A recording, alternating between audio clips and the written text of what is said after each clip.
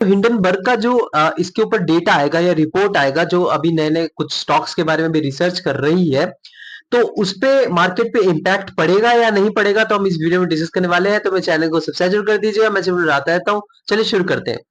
सबसे पहले मैं आपको बता दूं, जो हिंडनबर्ग है, बेसिकली आप ये मत सोचिए कोई गवर्नमेंट ऑर्गेनाइजेशन है या कोई बड़ा कोई ऐसा ऑर्गेनाइजेशन है जिसने की मतलब एक बहुत बड़ा इम्पैक्ट कर रखा है स्टॉक मार्केट में। तो ऐसा कुछ नहीं है। ये बेसिकली एक प्राइवेट ही चलाती है, एक छोटी सी टीम है, मेरे ख्याल से 5 या 10 बंदे की है, ज्यादा से ज्यादा 15 बंदों की है।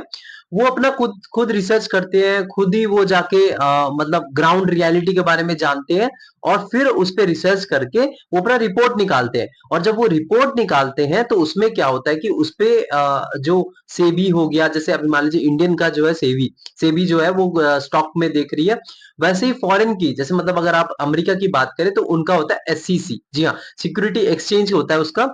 तो उनके क्या करते हैं, वो सिक्योरिटीज बेसिकली होता है क्या है कि आप उनका जो स्टॉक मार्केट है उसमें कोई प्रॉब्लम कर रहा है, बेसिकली उनका कोई क्रिप्टो में भी प्रॉब्लम कर रहा है, तो उसको भी देखा जाता है। जी हाँ, आप ये मत सोचिए कि सिर्फ स्टॉक मार्केट देख रहे हैं, वो क्रिप्टो के भी देखते हैं। अगर आप यहाँ पे न्यूज आपने सुना होगा, जो रिपल है, आपने सुना होगा इथीरियम हो गया, बिटकॉइन हो गया या रिपल हो गया, तो रिपल जो है उस पे भी केस चला था, तो उसमें भी बहुत तेजी से गिरावट आई थी, तो उसका बोल रहे थे बहुत हाइक मारने वाला था क्रॉस बॉर्डर एक्सचेंज के लिए यूज करने के लिए, लेकिन उसमें भी इश्यू आया था।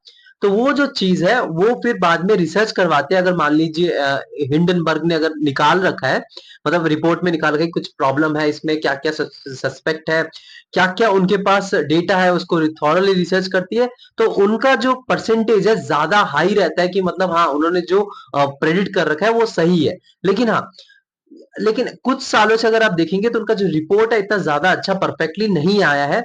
तो अगर आप देखें तो लास्ट टाइम अगर आप देखें तो उन्होंने जो रिपोर्ट बनाई थी अडानी की, बेसिकली वो कुछ ज्यादा पुख्ता सबूत उनके पास आए नहीं। भले ही आप अगर आप उस पे ग्राउंड रियलिटी के बारे में उनके पता करो तो आपको पता चले कि उसमें कोई पुख्ता सबूत था ही नहीं।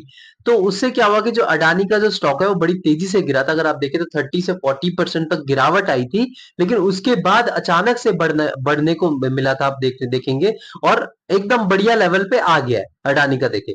तो अभी जो हिंडनबर्ग का जो रिपोर्ट आने वाला है, तो उसमें क्या स्टॉक मार्केट क्रैश होगा या नहीं होगा। तो आपको एक चीज बता दूं कि जो हिंडनबर्ग है इसमें अभी बहुत केसेस चल रहे हैं। आप देखिए फॉरेन ने भी केसेस लगाए, क्योंकि इनका केस क्या है कि मतलब फॉरेन में जो एसईसी का है कि ये क्या करते हैं कि जब रिपोर्ट निकालते हैं, मतलब एक पर्टिकुलर स्टॉक का, और वो स्टॉक जैसे ही नीचे चले जाता है अचानक से, तो वहां से वो परचेज करने लग जाते हैं, और फिर बाद में वो ऊपर आता है तो फिर उसको सेल कर देते हैं। तो वहां से क्या उनको प्रॉफिट बहुत तगड़ा हो जाता है। तो वहां पे शॉर्ट सेलिंग की तरफ से वो जा रहे हैं बेसिकली।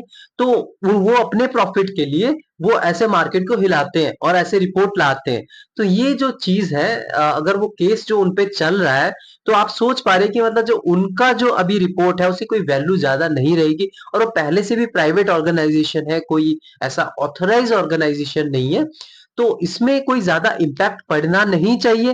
लेकिन हाँ, माइनर इम्पैक्ट पड़ेगा ही पड़ेगा, क्योंकि उन्होंने अपना एक मार्केट में एक फेस वैल्यू बना रखा है। भले उनके पास कोई फेस ना हो, आपको पता भी नहीं है उनकी टीम में कौन कौन काम कर रहे हैं, लेकिन फिर भी उनका एक मार्केट में फेस वैल्यू बन रखा है कि हाँ, अगर वो रिपोर्ट ला रहे हैं तो उनका कुछ परसेंटेज चांसेस है कि वो सही होता है, कि मतलब हाँ, इस पर्टिकुलर स्टॉक में घोटाला हुआ है, इसमें पंप हो रहा है, लेकिन अंदर से डेवलपमेंट हो नहीं रही है। तो ये जो चीजें हैं, ये टोटली डिपेंड करता है मार्केट सेंटीमेंट पे, वो लोग क्या मतलब कर रहे हैं। तो अब देखते हैं कि ये क्या होता है, लेकिन मेरे हिसाब से ज्यादा मार्केट में इम्पैक्ट पड़ेगा नहीं, और अगर पड़ेगा तो बहुत ही माइनर पड़ेगा। तो मेरे चैनल को सब्सक्राइब जरूर कर दीजिएगा, मैं सिर्फ बुलाता रहता हूँ। Thank you.